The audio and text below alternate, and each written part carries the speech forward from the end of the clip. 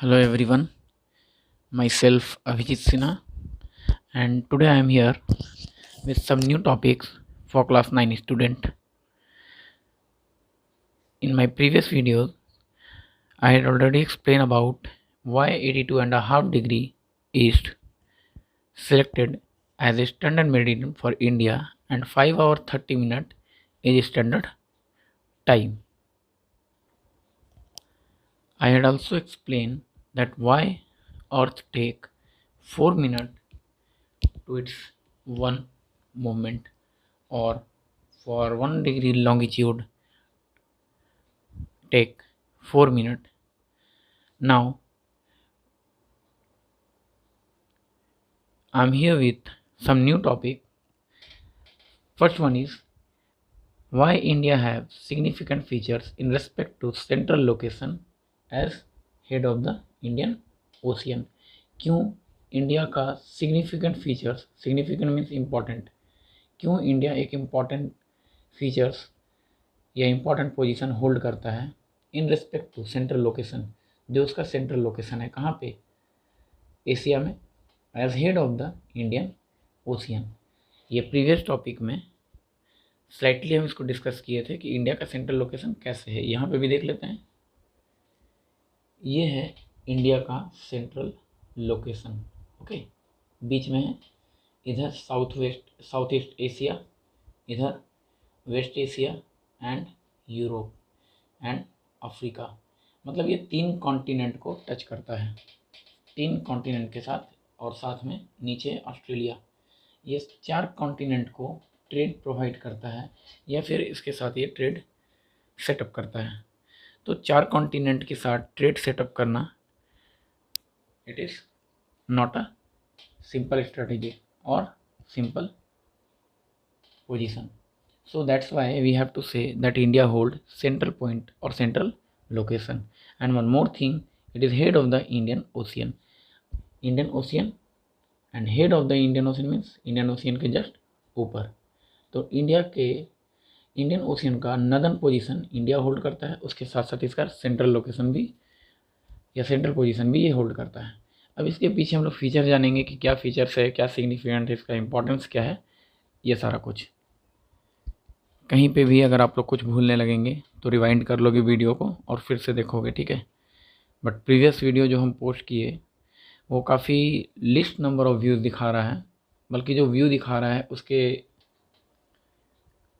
Comparison में जो उसका टाइमिंग है वो काफ़ी कम है, जिससे पता चल रहा है कि बहुत कम स्टूडेंट उस वीडियो को व्यू किए हो।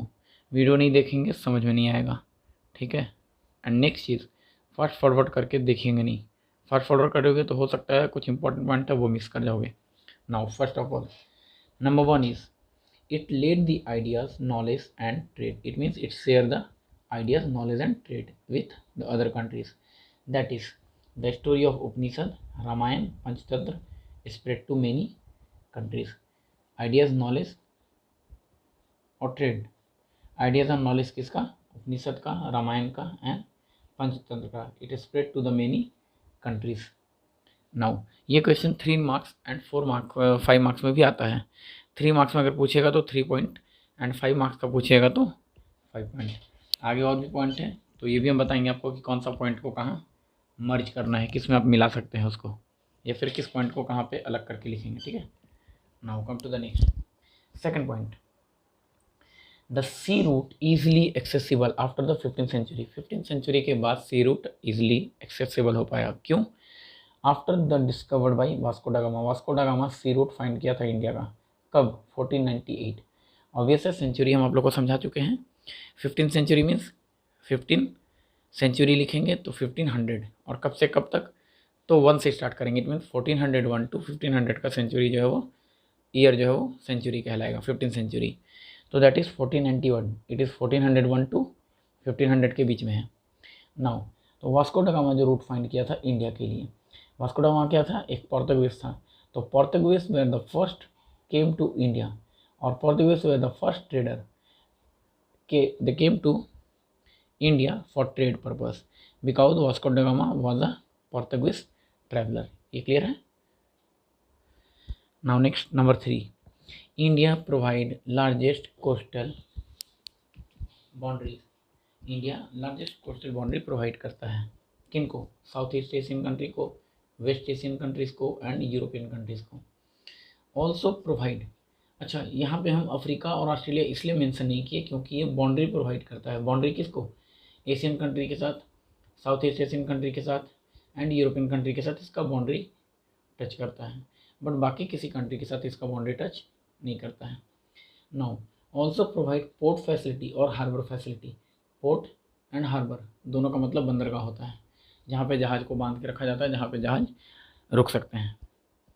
Also provide port and harbour facilities to the traders, trader को port and harbour facility provide किया जाता है।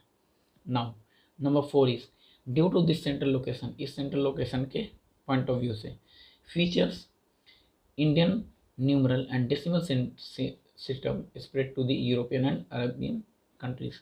हम यहाँ पे क्या किए? फोर्थ पॉइंट लिखे हैं, जबकि ये किस में होगा? फर्स्ट पॉइंट जो हम लोग पढ़े थे, spread of ideas and knowledge, तो नॉलेज जो होगा वो उसी इसको मर्ज कर देंगे अगर 3 मार्क्स में आएगा तो, ठीक है। तो due to this central location features Indian numeral system and decimal system spread to the European and Arabian countries. And number 5th point, Buddhism is spread. It means religion also spread to Southeast Asia and Greek architecture and sculpture Asian seen in the image of Buddha.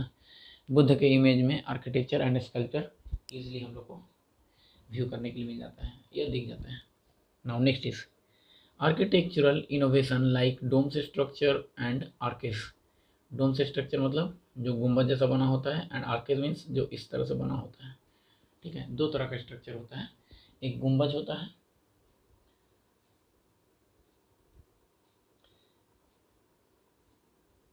और दूसरा arc. देखिए होंगे बहुत सारे building में इस तरह का भी स्ट्रक्चर बना होता है और बहुत सारे बिल्डिंग में इस तरह का स्ट्रक्चर होता है। तो जो ये स्ट्रक्चर होगा it is called domes and जो ये स्ट्रक्चर होगा इट इज़ कॉल्ड आर्क्स, ठीक है। नाउ नेक्स्ट इज तो architectural innovation like domes and arches were brought by Muslim invaders in 13th century in west Asia. West Asia में Muslim invader के द्वारा waste Asia की तरफ से ये लोग इंडिया में इंटर किए थे 13th सेंचुरी में, जिसको इंट्रोड्यूस किया गया था। किस तरह का आर्किटेक्चर स्टाइल को? तो डोम्स एंड आर्किस को। बस ये 5 पॉइंट हैं। तो आइडियाज़, नॉलेज एंड ट्रेड, तो आइडियाज़ एंड नॉलेज में हम लोग ये 4 पॉइंट और 5 पॉइंट लिख सकते हैं, मतलब 4 और 5 को आप 1 पॉइंट के साथ मर्ज कर देंगे अगर ये 3 मार्क्स में आएगा तब। 5 मार्क्स में आएगा तो जो 5 पॉइंट अभी बताया गया वो 5 पॉइंट आप एज इट इज़ लिखेंगे। Okay, now we have second question, the most important question of this chapter. Days and night hardly felt at Kanyakumari but not so in Kashmir. Jammu and Kashmir, Jammu and Kashmir में days and night hardly felt नहीं होता है, but Kanyakumari में hardly felt होता है। क्यों? मतलब days and night का जो ड्यूरेशन है वो बहुत ज़्यादा अंतर होता है कन्याकुमारी में, एंड जम्मू एंड कश्मीर में ये बहुत ज़्यादा अंतर हमको समझ में नहीं आता है, ठीक है। अब ये कैसे? Just wait. इंडिया का ग्लोब पे लोकेशन ये है, इक्वेटर के ये नज़दीक है, इक्वेटर 0 डिग्री, 0 डिग्री से कन्याकुमारी काफ़ी नज़दीक है। जैसे जैसे ऊपर जाएंगे टेम्परेचर डिक्रीज़ होगा या फिर सनराइज़ यहाँ पे लेट से पहुँचेगा। कैसे? ये यहाँ से कर्व हो गया, ठीक है, ऑब्वियस है ये भी कर्व होगा। तो जब ये कर्व होगा तो यहाँ पे सनरेज पहुँचने में ज़्यादा टाइम लगाएगा। कैसे? अगर हम ये लाइन देखते हैं कि ये सनरेज का लाइन है, तो यहाँ से ये रेज यहाँ पे काफ़ी जल्दी पहुँच रहा है, लेकिन यहाँ पे पहुँचने में इसको टाइम लग रहा है, ठीक है। अभी अगर ये और गोल हो जाएगा तो और ज़्यादा टाइम लगेगा इसको, ठीक है। तो जब सनरेज को बहुत ज़्यादा टाइम लगता है पहुँचने में, तो ऑब्वियस है यहाँ पे दिन लेट से होगा और रात जल्दी हो जाएगा, ठीक है। मतलब वहाँ पे जो मौसम होगा, जो टेम्परेचर होगा, हमेशा मिनिमल होगा, कम होगा। बट कन्याकुमारी में क्या होगा, यहाँ पे सनरेज काफ़ी देर तक रहेगा। क्यों? क्योंकि ये इक्वेटर के नज़दीक है, काफ़ी गर्म एरिया रहेगा, ये देर तक सनलाइट रहेगा और नाइट जो है वो तुरंत ख़त्म हो जाता है। मतलब दिन का समय जो होता है ज़्यादा होता है, सनरेज हार्डली फेल्ट होता है वहाँ पे, but it is not so in Kashmir. Days और नाइट हार्डली फेल्ट होगा। जैसे डेज और नाइट के बीच का जो ड्यूरेशन है ना, जो अंतर होता है, वो सिर्फ 1 घंटे का ही होता है, ठीक है। मतलब ऐसा नहीं कि सनरेज दिखाई देने लगा, बहुत कड़ा धूप हो गया और फिर रात हुआ और फिर तुरंत कड़ा धूप होना शुरू हो गया। मतलब एक वेरिएशन जो होता है, जैसे हम लोग जिसको सनराइज़ कहते हैं ना, और जिसको हम लोग डाउन कहते हैं, वो समय जो नाइट का होता है जब सूर्य अस्त होने लगता है और फिर जब सनराइज़ होता है, ठीक है। तो सनराइज़ एंड सनसेट का जो टाइमिंग के बीच का जो डिफरेंस होता है वो ऑलमोस्ट सिर्फ 1 घंटे का ही होता है। कहाँ पे? कन्याकुमारी में। तो दैट्स वाई ये कहा गया है कि days and night hardly felt, बहुत ज़्यादा यहाँ पे गिरता है डेज एंड नाइट। लेकिन कश्मीर में या जम्मू एंड कश्मीर में ये चीज़ नहीं देखने को मिलता है। क्यों? क्योंकि वहाँ पे डेज एंड नाइट ऑलमोस्ट बराबर ही होता है, बहुत ज़्यादा वहाँ पे अंतर नहीं होता है इस चीज़ का। क्यों? इक्वेटर से दूर है, ठीक है। तो बहुत ज़्यादा समय जो होता है वो टेम्परेचर डाउन ही रहता है, तो डेज एंड नाइट जो है वहाँ पे हार्डली फेल्ट नहीं होता है। तो 2-3 पॉइंट यहाँ पे होगा, इसमें बहुत ज़्यादा पॉइंट हम लोग नहीं लिखेंगे। एक तो लिखेंगे कि कन्याकुमारी जो है वो इक्वेटर से काफ़ी नज़दीक है, तो नज़दीक होने के कारण सनरेज काफ़ी लॉन्ग ड्यूरेशन तक रिसीव करता रहता है, जिसके कारण डेज और नाइट के बीच का जो डिफरेंस है वो केवल 1 घंटे का होता है। It means only 1 hour difference between the day and night at the Kanyakumari. Kanyakumari के पास सिर्फ 1 घंटे का डिफरेंस होता है डेज एंड नाइट में। बट इसी चीज़ को हम लोग जम्मू एंड कश्मीर में क्या लिखेंगे? Days and night are not enjoyed there. वहाँ पे लोग डेज एंड नाइट को इन्जॉय नहीं कर पाते हैं। क्यों? टेम्परेचर जो होता है वो ऑलमोस्ट कूल होता है, because sun rays reach at that place very lately, बहुत देर से, काफ़ी समय के बाद पहुँचता है वहाँ पे, और काफ़ी मतलब क्या कहते हैं उसको, बहुत हाई टेम्परेचर नहीं होता है, लो टेम्परेचर होता है। तो सिंपल 2 पॉइंट में लिख के यहाँ पे क्लियर कर देंगे कि डेज और नाइट का जो हार्डली फेल्ट है वो कन्याकुमारी में ज़्यादा है, but it is not so in Jammu and Kashmir. अब यहाँ पे आप लोग एक चीज़ देख रहे होंगे कि ये लाइन एक रिप्रेजेंट किया है कि यहाँ से यहाँ तक यूरोप तक पहले ट्रैवल लोग करते थे ट्रेड करने के लिए, मतलब इस रूट को फॉलो करते थे। अब इस रूट को क्यों फॉलो कर रहे हैं? तो स्वेज कैनल यहाँ पे ओपन हो गया है, ठीक है। ये आप लोग बुक में ही पढ़ेंगे कि स्वेज कैनल के ओपन होने के बाद 7000 किलोमीटर जो है वो कम हो गया। ऑब्वियस है, जहाँ हम सिर्फ इतना दूर ट्रैवल कर रहे हैं वहाँ हमको इतना ट्रैवल करना पड़ रहा था। तो ये जो डिस्टेंस था वो इस डिस्टेंस के कंपेरिजन में 7000 ज़्यादा था, 7000 किलोमीटर। तो after opening Suez canal the distance between India and Europe, it is reduced by 7000 kilometre. And Suez canal कब ओपन हुआ था? It is in 1869। Look here, that is since the opening of the Suez Canal in 1869, India's distance from European country or Europe has been reduced by 7000 kilometre. यहीं से कुछ question और होता है कि इंडिया जो है वो अकॉर्डिंग टू एरिया, इंडिया कितने पोजीशन पे है? तो 7th पोजीशन पे है। 3.28 मिलियन स्क्वायर किलोमीटर इंडिया का एरिया है। बट सबसे ज़्यादा किसका एरिया है? रसिया का, 17.9 मिलियन स्क्वायर किलोमीटर। ये सारा मिलियन में है, ठीक है। Now next is Canada, then USA, then China, then Brazil, Australia and lastly India 7th position पे। बट यही वर्ल्ड पॉपुलेशन के अकॉर्डिंग इंडिया 2nd पोजीशन पे है। तो आप समझ सकते हैं कि जहाँ पे एरिया में इंडिया 7th पोजीशन पे है और पॉपुलेशन में 2nd पोजीशन पे है, तो इंडिया का लैंड एरिया पे बर्डन काफ़ी ज़्यादा है। दैट्स वाई इंडिया अभी भी डेवलपिंग कंट्री बना हुआ है। अगर उसके ऊपर बर्डन कम होता तो आज वो भी डेवलप कंट्री होता। क्लियर है? जैसे रसिया को देख लेते हैं, पॉपुलेशन में रसिया का नाम कहीं पे भी नहीं है, चाइना है, फिर इंडिया है, ठीक है। तो चाइना के बाद जब इंडिया का पॉपुलेशन है, ऑब्वियस है रसिया उसके बाद होगा, जबकि ये एरिया में 1st पोजीशन पे है और इसके पास पॉपुलेशन बहुत कम है। तो ऑब्वियस है कि पॉपुलेशन के अकॉर्डिंग इसके लैंड एरिया पे बर्डन काफ़ी कम होगा, तो ये डेवलप कंट्री होगा।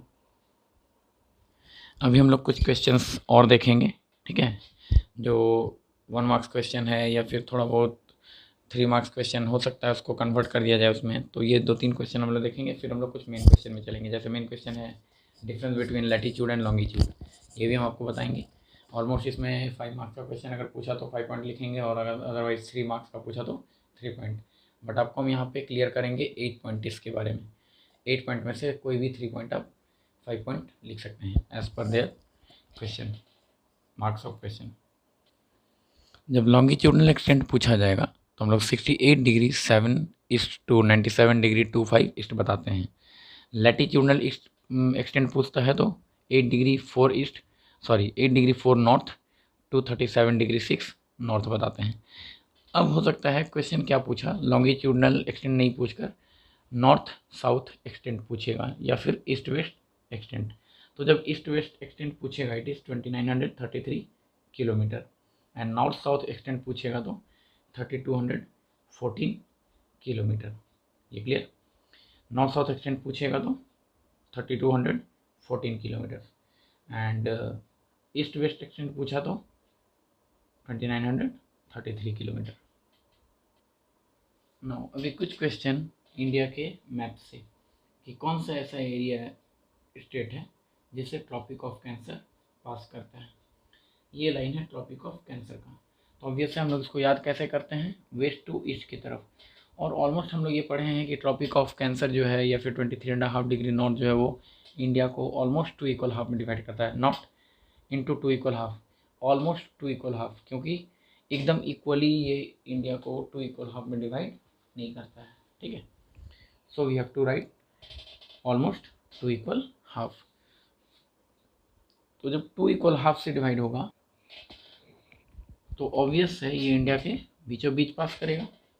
It means middle of the state यहाँ से, दैट इज़ गुजरात। फिर राजस्थान का स्लाइटली एरिया को ही टच करता है, थोड़ा सा एरिया को। Gujarat, Rajasthan, Madhya Pradesh, Chhattisgarh, Jharkhand, West Bengal, Tripura and Mizoram. It means total 8 state. Gujarat, Rajasthan, Madhya Pradesh, Chhattisgarh, Jharkhand, West Bengal, Tripura and Mizoram. एक ये क्वेश्चन। नाउ नेक्स्ट क्वेश्चन इज, अब स्टैंडर्ड मेरिडियन किस किस स्टेट से होकर क्रॉस करता है। सबसे पहले तो स्टैंडर्ड मेरिडियन जो है वो 82.5 डिग्री ईस्ट जो है it is cross with Mirzapur of Allahabad UP. UP के इलाहाबाद का मिर्ज़ापुर से ये क्रॉस करता है। ठीक है, यूपी का डिस्ट्रिक्ट कौन सा, इलाहाबाद, और प्लेस मिर्ज़ापुर। मिर्ज़ापुर का कौन सा जगह, इट इज़ गोपीगंज। अच्छा, ये मिर्ज़ापुर गोपीगंज को ही क्यों सेलेक्ट किया गया, क्योंकि ये तो स्टैंडर्ड मेरिडियन पूरा इंडिया का ऊपर से लेकर नॉर्थ से लेकर साउथ तक क्रॉस करता है। और किस किस स्टेट से, उत्तर प्रदेश, मध्य प्रदेश, छत्तीसगढ़, उड़ीसा एंड आंध्र प्रदेश।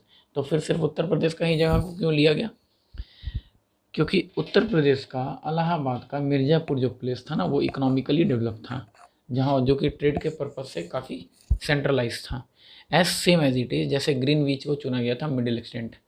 ठीक है, चुनने के लिए हम किसी भी कंट्री को चुन सकते थे, किसी भी जगह को सेलेक्ट कर सकते थे, क्योंकि जितना भी लॉन्गिट्यूड है ग्लोब को जिधर घुमा देंगे वो लॉन्गिट्यूड मेरा मिडिल हो जाएगा।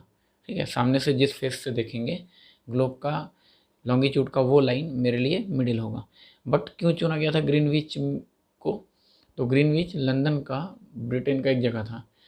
तो लंदन का जो जगह था ग्रीनविच वो इकोनॉमिकली वेल डेवलप था, जो कि काफ़ी कंट्री को ट्रेड प्रोवाइड करता था या ट्रेड सरप्लस प्रोवाइड करता था, या फिर ट्रेड के पॉइंट ऑफ व्यू से वो काफ़ी इंपॉर्टेंट था। तो सेम एज इट इज़ जैसे ग्रीनविच को चुना गया वैसे इंडिया के लिए मिर्ज़ापुर को। Now we have to discuss about latitude and longitude. Latitude क्या होता है, it is a horizontal imaginary circular line from east to waste.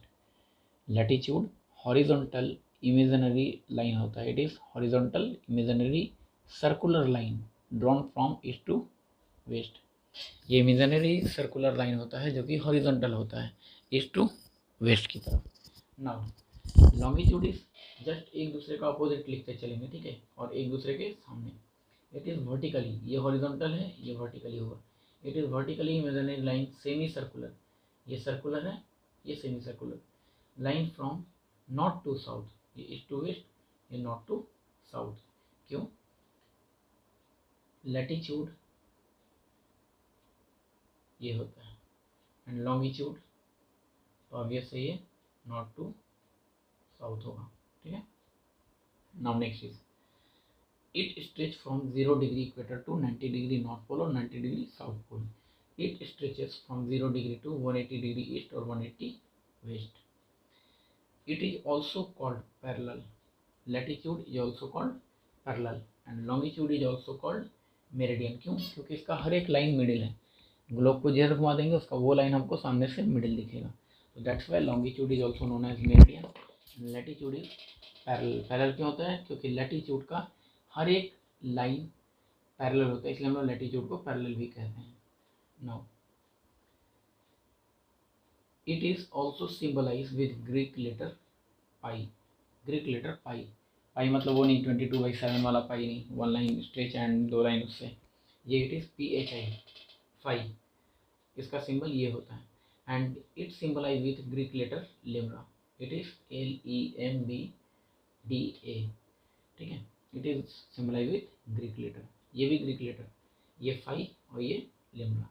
Next is length of line are different. किसका? लैटिट्यूड का। लैटिट्यूड का length of line जो होता है वो डिफरेंट होता है। क्यों? Because when we move from equator towards north pole और south pole the line became shrink. Line जो होगा वो श्रिंक होता चला जाएगा। ऑब्वियस है, ये हम लोग कल के वीडियो में भी देखे थे, प्रीवियस वीडियो में भी देख लिए थे। तो जो प्रीवियस वीडियो है हमारा उसमें भी आप लोग देखेंगे, बहुत सारा कुछ आपको हिंट मिलेगा उसमें। Now lengths are same because all the lines are drawn between the same reference point and the same reference point is 90 degree north to 90 degree south pole के बीच में हर एक लाइन ड्रॉ किया गया है। तो जब सारा लाइन एक पॉइंट से लेकर दूसरे पॉइंट के बीच में ड्रॉन है तो ऑब्वियस है कि वो लाइन का जो डिस्टेंस होगा वो सेम होगा, ठीक है। नाउ नेक्स्ट चीज, it classified heat zone. Latitude heat zone बताता है, पढ़ चुके हैं हम लोग, temperate zone, torrid zone and frigid zone. तो ये लैटिट्यूड डिसाइड करता है। लॉन्गिट्यूड क्या डिसाइड करता है? प्रीवियस वीडियो में देखे थे कि लॉन्गिट्यूड जो वो टाइम डिसाइड करता है। अच्छा, अब मेन लैटिट्यूड क्या है? Main latitude 0 degree equator, 23.5 degree north it is Tropic of Cancer, 23.5 degree south Tropic of Capricorn, 66.5 degree north Arctic Circle, 66.5 degree south Antarctic Circle, 90 degree north pole and 90 degree south pole. It means total 7 latitude, important latitude we have total 7 important latitudes now। and longitude में 0 degree prime meridian and 180 degree international date line, सिर्फ दो। अब 180 degree east और waste नहीं बोलेंगे क्योंकि 180 degree east और waste जो है वो कॉमन है, ये प्रीवियस वीडियो में बताए हैं। तो ऑब्वियस है बार बार हम आपको प्रीवियस वीडियो का डिस्कशन इसलिए कर रहे हैं ताकि प्रीवियस वीडियो आप देखेंगे तो बहुत कुछ समझ में आ जाएगा आपको, ठीक है। Now next is distance between each line are same. किसमें? लैटिट्यूड में जितने भी लाइन होंगे वो सारे का डिस्टेंस बिल्कुल सेम होगा। ऑब्वियस है क्योंकि पहले हम लोग डिस्कस कर चुके हैं कि ये सारा लाइन पैरेलल होता है, ठीक है। और जो लाइन पैरेलल होगा उसके बीच का डिस्टेंस जो होता है वो सेम होता है। And longitude distance between each lines are not same. Why? Because all the longitudes meet at the same point. Longitude का जो डिस्टेंस होगा वो सेम नहीं होगा। क्यों? क्योंकि जैसे ही लॉन्गिट्यूड नॉर्थ पोल से साउथ पोल की तरफ आएगा सर्कुलर फॉर्म में तो उसके बीच का जो डिस्टेंस होगा वो डिफरेंट हो जाएगा। इसको एक एग्जांपल के थ्रू समझेंगे कैसे लॉन्गिट्यूड का जो लाइन होता है वो डिफरेंट होता है। तो मान लेते हैं ये सर्कल है, ठीक है, दिस वन इज,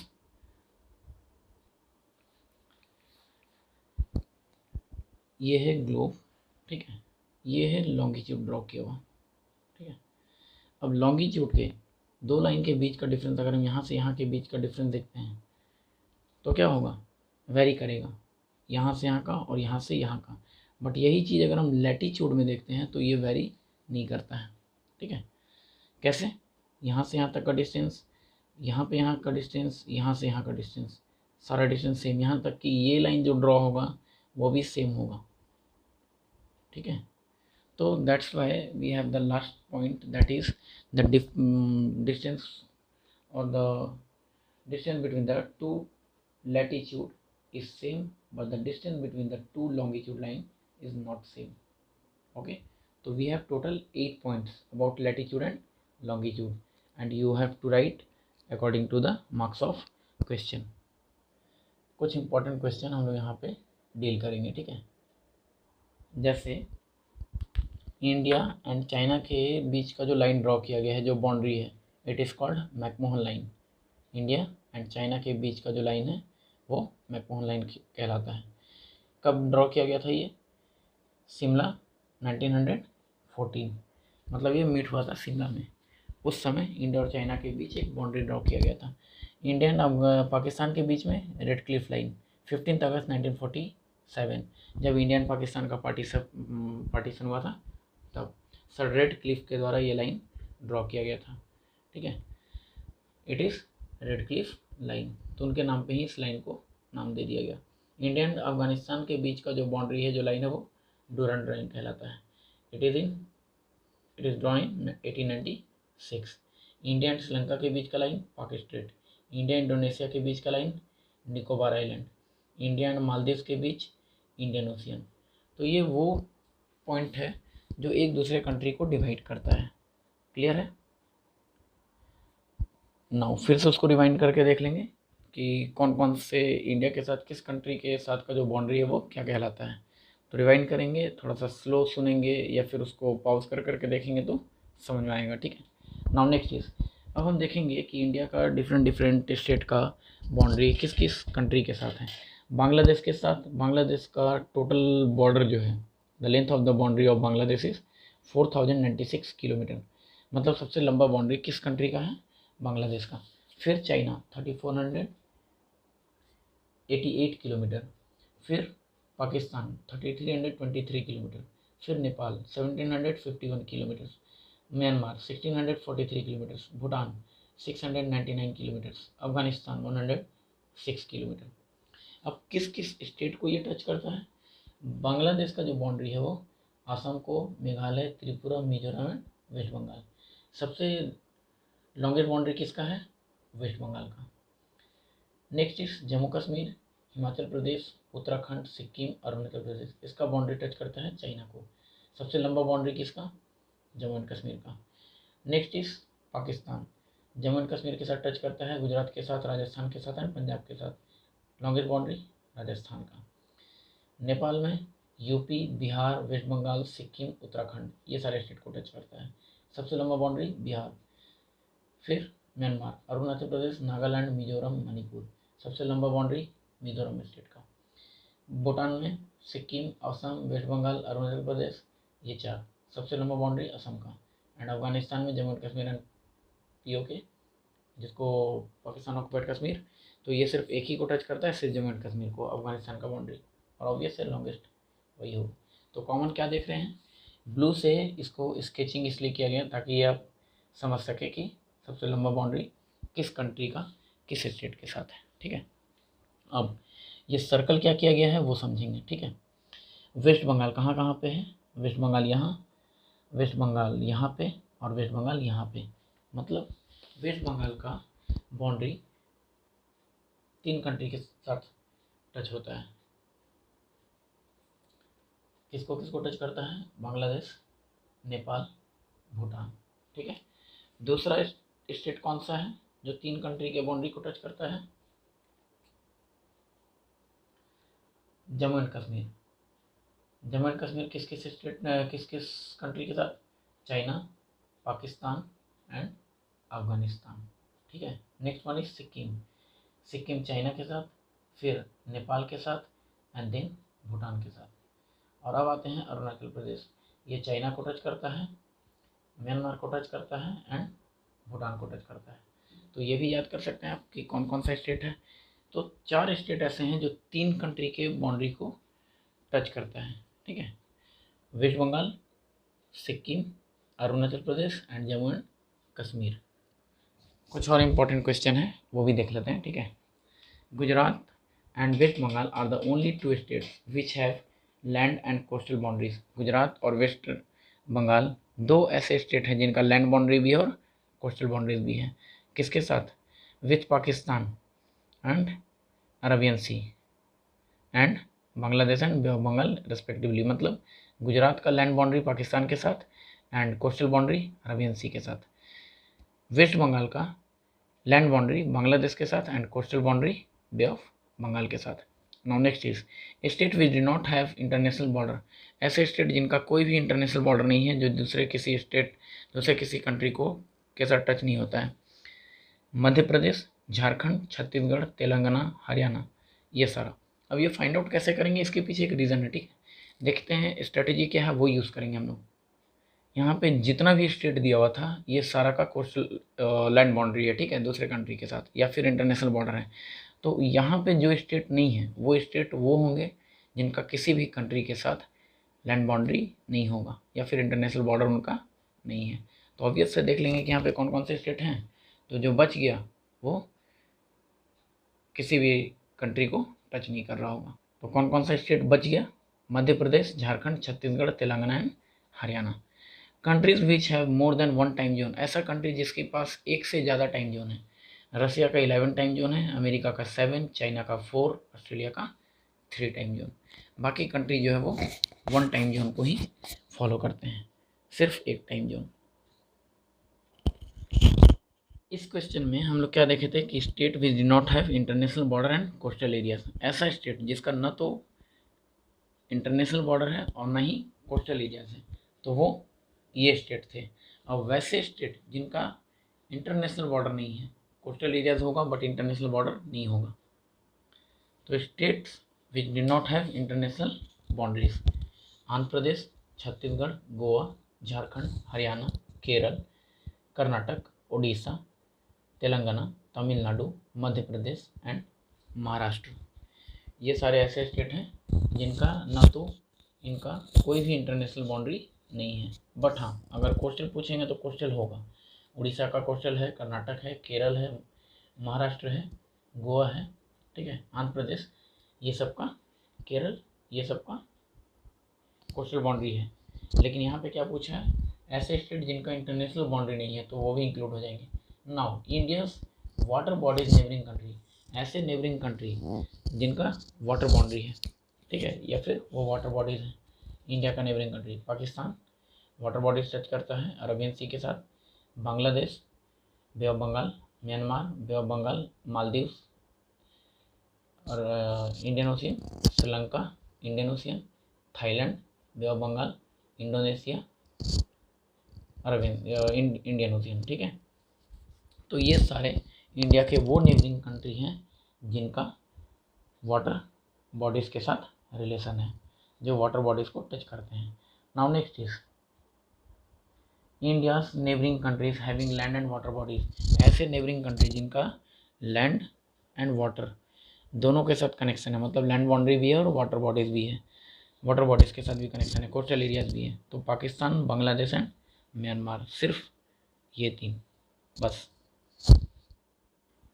तो यहाँ तक जितना भी इम्पोर्टेंट क्वेश्चन था वो हम लोग देख लिए। अब एक इम्पॉर्टेंट क्वेश्चन अभी भी रह रहा है, ठीक है, वो ये है कि why sunrises 2 hour earlier in Arunachal Pradesh comparison to Gujarat.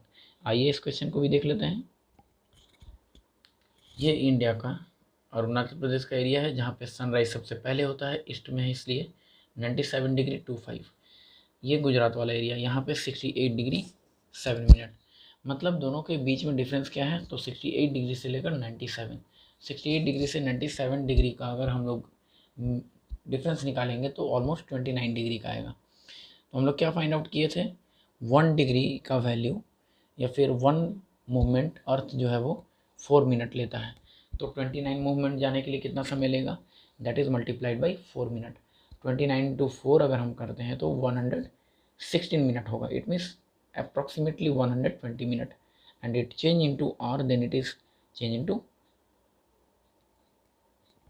it calculated 2 hour। तो that's why अरुणाचल प्रदेश से सन को यहाँ तक पहुँचने में 2 घंटा लगता है। मतलब ये सन को पहुँचने में नहीं, अर्थ 2 घंटा लेता है रोटेट होने में।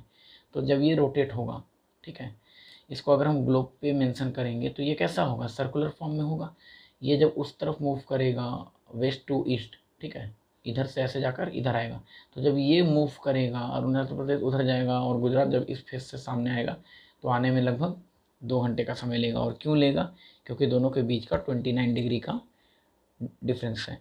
तो 29 × 4 = 116 and it is approximately 2 hour. So that's why sunrises 2 hour earlier in Arunachal Pradesh rather than और कंपेरिजन टू गुजरात। अब यहाँ पे आप सीधा ये नहीं लिखेंगे कि दैट इज़ अर्थ जो है वो 1 मूवमेंट कंप्लीट करने के लिए 4 मिनट लेता है। आप वो पूरा सॉल्यूशन लिखेंगे जो सॉल्यूशन मैंने आपको प्रीवियस वीडियोस में बताया है, ठीक है। तो प्रीवियस वीडियो फाइंड आउट करेंगे और देखेंगे। एक बार आपको हम स्लाइड वे में ये छोटा सा इमेज दिखा दे रहे हैं, ठीक है। यहाँ पे पॉज करेंगे और इसको समझेंगे। ये पॉज कर लोगे। That is earth complete 1 rotation in 24 hour. Earth complete its 1 rotation in 24 hour. 24 hour is equal to 360, 1 hour is equal to 15 degree, 1 hour 15 degree and 1 hour convert into 60 minute, 1 degree is equal to 4 minute, ठीक है। तो total हमारा movement जो है वो 360 है। 360 into 4 करेंगे तो 41440 minute, 1440 minute. And when we convert 140 minute into hour, then it is divided by 60 and it calculate 24 hour, ठीक है। आई थिंक आपका ये चैप्टर पूरी तरह से फाइनली कंप्लीट हो चुका है, ठीक है। कुछ जो भी क्वेश्चन अगर रहा हो तो वो आप क्वेरीज में डालेंगे, ठीक है। जैसे जो आप मैसेज डालते हैं, मैसेज लिखते हैं, सॉरी या रिप्लाई देते हैं, ठीक है, कमेंट में जो लिखते हैं, तो कमेंट में अपना क्वेरीज लिख सकते हैं। नेक्स्ट वीडियो जो भी हम बनाएंगे फिजिकल फीचर्स ऑफ इंडिया से रिलेटेड चैप्टर नंबर 2, तो वो शुरू करने से पहले आपका क्वेरीज हम सॉल्व कर देंगे। लेकिन हाँ, जो वीडियो में हम बता चुके हैं वो हम फिर से नहीं बताएंगे। इसके लिए आपको वीडियो पूरा देखना होगा। तो don't post your queries without seeing the full video. Video पार करके देखेंगे, बीच का चीज़ अगर छूट गया कंटेंट आप वो पूछेंगे, वो हम आपको एक्सप्लेन करने नहीं जा रहे हैं, ओके। तो इसके लिए आपको वीडियो पूरा देखना ज़रूरी है। And it depend upon you that how you release your doubt और रिलीज योर क्वेरीज, ओके। कुछ क्वेश्चन है जैसे इंडियन ओशियन जो है वो, सॉरी, इंदिरा पॉइंट जो है वो सबमर्ज हो गया था 2004 के सुनामी वाले ये में। उसके बाद फिर से वो कम्स आउट फ्रॉम वाटर, फिर से वो बाहर आ गया क्योंकि वो इंडियन ओशियन के नज़दीक है तो सबमर्ज हो गया था। तो Indian ocean southern most point India का Indian ocean and southern most point on land boundary it is Kanyakumari. क्यों? क्योंकि इंदिरा पॉइंट जो है ना वो अंडमान एंड निकोबार में है, वो इंडिया से सटा हुआ नहीं है, वो अंडमान निकोबार के पार्ट में है। तो अंडमान एंड निकोबार इंडिया का यूटी है, इसलिए हम लोग इंदिरा पॉइंट को सदर्न मोस्ट पॉइंट कहते हैं। बट सदर्न मोस्ट पार्ट अगर पूछा जाए तो वो कन्याकुमारी होगा क्योंकि वो इंडिया के लैंड बाउंड्री के साथ है, ठीक है। नाउ और भी बहुत सारे कुछ ऐसे क्वेश्चंस हैं, 2-4 क्वेश्चन है, वो भी हम आपको अभी क्लियर कर दे रहे हैं, फिर इस पार्ट को यहीं पे स्टॉप कर देंगे। कुछ इंपॉर्टेंट पॉइंट हैं जैसे कोलाबा पॉइंट मुंबई में है, कैलीमेर पॉइंट तमिलनाडु में, पेड्रो पॉइंट जाफना श्रीलंका में, Indira point Nicobar island. Andaman and Nicobar नहीं लिखते हैं क्योंकि अंडमान आइलैंड जो है वो नदर्न पार्ट है और निकोबार आइलैंड सदर्न पार्ट। तो इंदिरा पॉइंट जो है वो सदर्न पार्ट में है, it means it is in Nicobar island. Kanyakumari Kerala. Eastern most point Walong, it is in Arunachal Pradesh, eastern most point. Western most point Sir Creek, it is in Gujarat. Northern most point Indira col, southern most point Indira point, it is in Nicobar island and Indira col is in Jammu and Kashmir. Earlier time it was known as Pygmalion point. Indira point को पहले पिग्मिलियन point कहा जाता था। और Parsons point, it is 876 kilometre from equator से ये 876 kilometre दूर है। Now it got submerge under sea water in 2004 during tsunami. 2004 में ये सुनामी के दौरान डूब गया था। फिर जब सुनामी से सारा जितने भी कंट्री थे सुनामी के इफेक्ट से जब बाहर आए तो इंडियन ओशियन भी उससे बाहर आ गया। बस जो लास्टली था वो यही पॉइंट था और इससे बाहर फ़िलहाल क्वेश्चन नहीं आता है आपके टॉपिक में। हाँ, अगर किसी को कोई डाउट हो क्वेरी तो then you must post your queries in comment section, okay. Channel को लाइक शेयर सब्सक्राइब करना, it is depend on your wish, अगर आपको अच्छा लगा हो देन। और अगर आप चाहते हैं कि आपके जो भी और फ्रेंड सर्कल में हैं जो दूसरे स्कूल में पढ़ते हैं वो भी इसको देखें, उनको भी इससे बहुत कुछ हेल्प मिले, तो आप इसको शेयर कर सकते हैं क्योंकि आप जितना शेयर करोगे उतना ज़्यादा फ़ायदा होगा। ये बाकी स्टूडेंट के लिए है। दूसरा चीज़ हम आपको एक चीज़ और बता दें कि मेरा ये वीडियो या फिर मेरा ये चैनल कॉमर्शियल नहीं है। आपके व्यू देने से, आपके लाइक देने से, सब्सक्राइब करने से, शेयर करने से पैसा नहीं मिलने जा रहा है। आप मेरे चैनल पे देख सकते हैं, ये चैनल मेरा कॉमर्शियल नहीं है। बाकी जितने भी चैनल जो पेड होते हैं उनको जब आप देखेंगे तो उन पे पेड या कॉमर्शियल लिखा होता है, ठीक है, वो इकोनॉमिकल पर्पज़ से होता है। मेरा चैनल इकोनॉमिकल पर्पज़ से नहीं है, ये आपके हेल्प के लिए है। और हम तभी इसको फाइंड आउट कर पाएंगे, तभी आपके क्वेरीज को हम सॉल्व कर पाएंगे। एक छोटा सा एग्जांपल है, अगर आप 10 लोग को शेयर करते हैं, हो सकता है इस वीडियो में जो आप क्वेरीज या आप डाउट फाइंड आउट नहीं कर पा रहे हैं वो दूसरे स्टूडेंट फाइंड आउट करें। हो सकता है वो पोस्ट करेंगे मैसेज में, आप उनके मैसेज को पढ़ेंगे, आपको भी लगेगा अच्छा ये क्वेश्चन यहाँ से हो सकता था। तो that's why all the teachers advice you that is for group study.